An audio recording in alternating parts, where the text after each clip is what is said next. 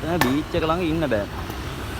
මේ තරම් රස්නේ මේ රස්නේ කියන්නේ අවුව වැඩි මෙහෙට මේ ටිකේ බයින්නේ නැහැ. වහිනවා කියන්නේ වහිනවා විනාඩියක් දෙකක් වහිනවා පායනවා. මාර වැස්සක් වහින්නේ.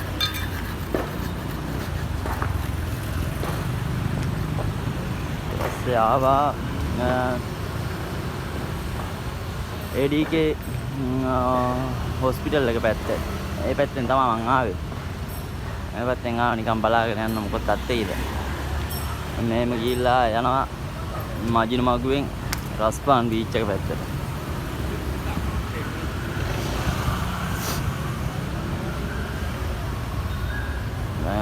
රස්පාන් බීච් එක පැත්තටම නම් යන්න බෑ. එතෙන් යනකොට කකුල් දෙක ගෙවෙනවා.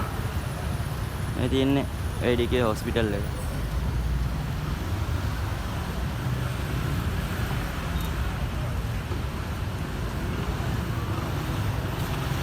මාර විදියට බයික් තියෙනවා.